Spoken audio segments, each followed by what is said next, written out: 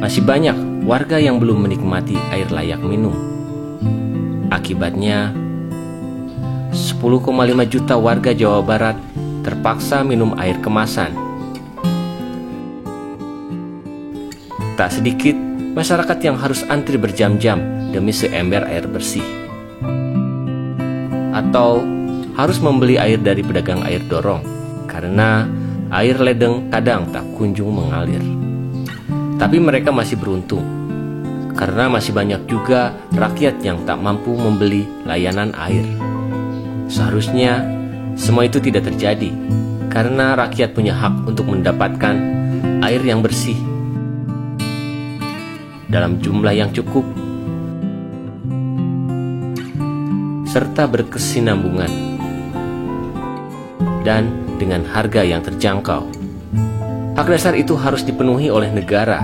Dari tahun ke tahun, uang rakyat yang mengalir ke lembaga-lembaga negara ini terus meningkat. Untuk skala nasional, tahun 2004 sampai 2009, anggaran negara mencapai 4,5 triliun dan pada tahun 2010-2014 capai 15,6 triliun rupiah.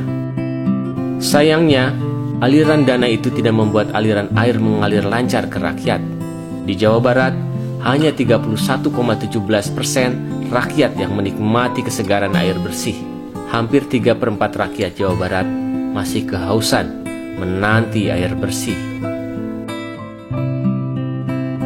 Banyak proyek pembangunan sarana air bersih yang gagal karena perencanaan yang buruk. Proyek pembangunan sarana air bersih yang bernilai ratusan juta yang seharusnya dinikmati oleh 100 kepala keluarga misalnya, hanya bisa dimanfaatkan oleh kurang dari 10 kepala keluarga. Akibatnya, biaya yang keluar tidak seimbang dengan manfaat yang dihasilkan. Penyelewengan pada tahap pelaksanaan, tak sedikit infrastruktur yang dibangun, serta bahan yang digunakan di bawah standar yang ditetapkan.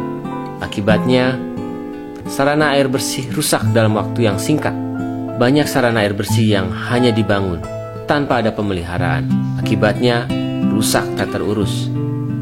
Bahkan, ada sarana air bersih yang seharusnya untuk warga malah dialirkan ke kolam renang milik pejabat setempat. Semua itu terjadi karena masyarakat tidak ikut dilibatkan. Masyarakat tidak diajak merencanakan, membangun, hingga memelihara bersama-sama, sehingga masyarakat tidak punya rasa memiliki. Ketika terjadi penyelewengan, masyarakat pun tidak mengkritisi. Jika masyarakat berpartisipasi, pasti semua itu tidak terjadi. Dengan alat bantu yang disebut audit sosial, masyarakat bisa ikut mengawasi, menilai, dan memastikan tidak ada kebocoran. Jika ada, maka mereka pun bisa melaporkan.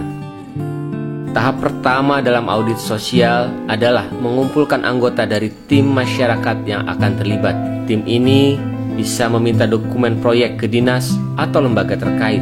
Dari dokumen itu, masyarakat bisa tahu anggaran serta petunjuk pelaksanaan proyek. Bermodal dokumen itu, masyarakat bisa melakukan pengecekan ke lapangan, mengukur debit air, kualitas air, dan infrastruktur yang digunakan. Semua temuan dicatat dan dicocokkan dengan dokumen. Hasil temuan disampaikan pada pertemuan publik yang dihadiri masyarakat, pemerintahan setempat, serta instansi terkait. Jika ada penyelewengan, maka masyarakat bisa mendesak agar segera dilakukan perbaikan. Banyak daerah yang telah menerapkan audit sosial ini. Hasilnya cukup menggembirakan. Proyek-proyek pemerintah dijalankan lebih baik karena merasa diawasi. Masyarakat menjadi terlibat aktif karena punya rasa memiliki. Kuncinya, warga memiliki rasa keingintahuan dan sikap kritis terhadap program-program pemerintah di daerahnya. Warga memiliki kesadaran untuk mengorganisir diri. Dan yang terpenting, masyarakat harus yakin bahwa yang mereka lakukan adalah bagian dari menuntut hak